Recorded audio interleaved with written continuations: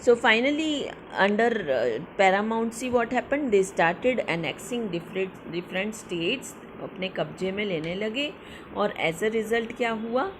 Annexation of Punjab, annexation of Karnataka, all these states took place. So this was the policy of paramountcy laid down by Lord Hastings. Next is given doctrine of lapse. And this doctrine of lapse, this is also another policy which was given by Lord Dalhousie. So D and D you can match and learn. This doctrine was given by Dalhousie. So this Lord Dalhousie, again he was the governor of East India Company, Governor General, the British Governor General at that time. He employed this doctrine of lapse to annex more territories, right? So this doctrine of lapse, what was the purpose? कि अभी भी हमारी प्यास बुझी नहीं है, हमको तुम्हारी और टेरिटरीज चाहिए, ये इनकी स्ट्रैटेजी थी. तो लॉर्ड डलहाउजी ने बोला डॉक्ट्रिन ऑफ लैप्स हम एक पॉलिसी ला रहे हैं. अब ये डॉक्ट्रिन ऑफ लैप्स पॉलिसी क्या थी? Any independent state whose ruler died without leaving a biological born male heir would automatically pass into the hands of the company. अब कोई भी एक इंडिपेंडेंट स्टेट है इंडिया का जिसका रूलर, जिसका राजा अगर मर जाता है बिना कोई अपनी बायोलॉजिकल औलाद छोड़े, कोई भी उसका एक सन अगर नहीं है, ठीक है, और वो राजा अगर मर गया तो ऑटोमेटिकली क्या होगा, उसकी जितनी भी टेरिटरी है वो ईस्ट इंडिया कंपनी के हाथ में चली जाएगी. ये इनका डॉक्ट्रिन ऑफ लैप्स था. लैप्स का मतलब क्या हो जाता है? शामिल हो जाना या गुम हो जाना. तो उन्होंने कहा उनकी टेरिटरी हमारे इसमें शामिल हो जाएगी डॉक्ट्रिन ऑफ लैप्स के अंतर्गत. और उसका एक बहुत अच्छा example has been given, annexation of Awadh in 1856. तो 1856 में अवध को उन्होंने इसी रीति से एनेक्स किया क्योंकि वहाँ का जो रूलर था उसके कोई भी बायोलॉजिकल बॉर्न सन नहीं था, उसकी कोई सक्सेसर नहीं था उसकी सीट पर बैठने वाला. इसलिए अवध को इन्होंने इस तरह से लॉर्ड डलहाउजी की पॉलिसी के अकॉर्डिंग उन्होंने हायर कर लिया. Then setting up administration. अब इन्होंने ब्रिटिशर्स ने क्या किया? उन्होंने देखा अब तो हमारा कोई कॉम्पिटिटर नहीं बचा, तो अब हम अपना एडमिनिस्ट्रेशन कैसे सेटअप करेंगे? उसके अभी तक भी हमारे साथ रिमिनेंट्स छूटे हुए हैं जो हम आज तक भी फॉलो करते हैं. Like see, in 1773 to 1785, Warren Hastings, he played a significant role in the expansion of power of the company in India. सबसे पहले तो ये पहला गवर्नर जनरल था, तो इनका सिग्निफिकेंट एक इम्पॉर्टेंट रोल रहा. फिर 1772 में उसने क्या किया? He divided the administration into 3 presidencies. Presidency का मतलब क्या होता है? प्रमुख स्थान. उन्होंने एडमिनिस्ट्रेशन को 3 प्रमुख स्थानों में बांटा, एक मद्रास, एक बॉम्बे और एक बंगाल.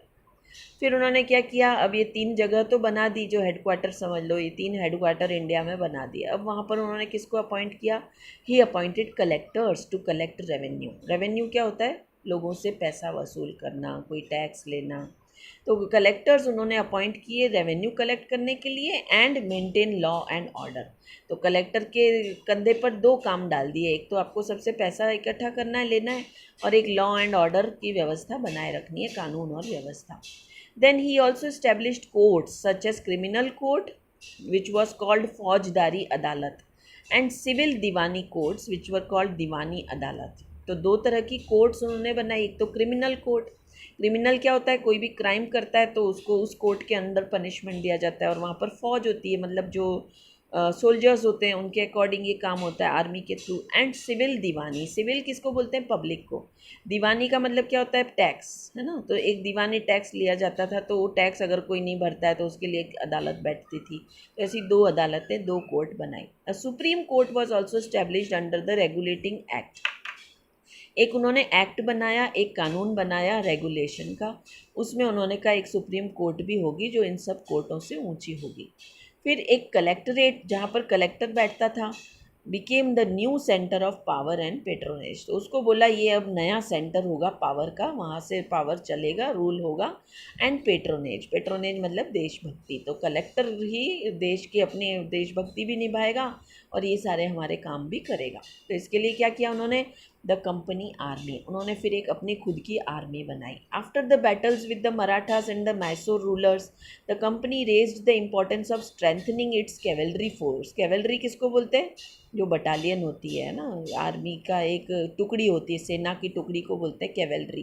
तो इन्होंने सोचा कि अब हमको हमारी एक सेना की टुकड़ी बनानी चाहिए। They started recruiting Indian peasants and workers to their own army. तो उन्होंने क्या किया, रिक्रूटिंग का मतलब क्या होता है? सिलेक्ट करना। और सिलेक्ट वो लोग कैसे करते थे? उसके लिए एग्ज़ाम वगैरह कंडक्ट कराते थे। तो हमारे जो इंडिया के पीजेंट्स थे, ज़मींदार थे, वर्कर्स थे, उन सब के लिए उन्होंने बोला एक एग्ज़ाम होगा, उसके बाद हम आपको रिक्रूट करेंगे, नियुक्त करेंगे, ऐसे आर्मी के लिए ऑफिसर्स सिलेक्ट करेंगे। By the passage of time new techniques were introduce such as muskets, heavy guns and match locks, guns ignited by a match. तो जैसे जैसे समय बीतता गया, नई टेक्निक से उन्होंने कई तरह की गन्स भी बनवाई हमारे इंडियन सोल्जर्स से। एक जिसको बोलते हैं मस्केट, वो एक तरह की हैवी गन होती है, और एक होती है मैच लॉक। मैच क्या होता है? मैच मतलब दिया सलाई का एक जिसको हम बोलते हैं माचिस की एक तीली, है ना।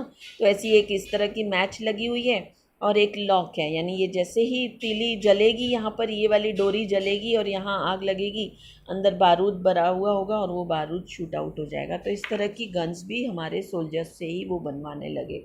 Certain techniques emerged which challenged their culture and religion. अब धीरे धीरे क्या हुआ, एक ऐसा काम भी हुआ कि हमारे सोल्जर्स को कुछ गन्स में कार्ट्रिज अपने मुंह से उसको पील ऑफ करना पड़ता था। वो जो आपने क्लास 5 या 6 में भी पढ़ा है, जिसको सिपॉय म्यूटिनी बोला गया। तो सिपॉय म्यूटिनी क्या था कि सिपाही इस बात के खिलाफ हो गए जिससे उनके कल्चरल और रिलीजियस फीलिंग्स को हर्ट होता था। तो इस तरह के कई चैलेंजेस हमारे आर्मी के पास आने लगी और इसके कारण क्या हो गया, this created a discontent among Indian soldiers in 1857। तो हमारे जो इंडियन सोल्जर्स थे उनके अंदर एक असंतोष पैदा होने लग गया कि ऐसा कार्ट्रिज हमारे मुंह से हमको बंदूकों का छीलना पड़ता है, और वो कार्ट्रिज किस में था? पिग मीट में डिप किया हुआ होता था। तो कई वेजिटेरियन शाकाहारी सोल्जर्स होते थे, लेकिन इस तरह से उनको दांतों से उसको पील करना पड़ता था। सो दिस वाज, ये एक असंतोष की बात थी। खैर, इसके बारे में आपके नेक्स्ट चैप्टर में डिटेल में आएगा, but until here the chapter is finished and I will very soon I am attaching the question answers to and of course you might be learning and also go through the question answers and learn them well too. Thank you students. See you in the next class.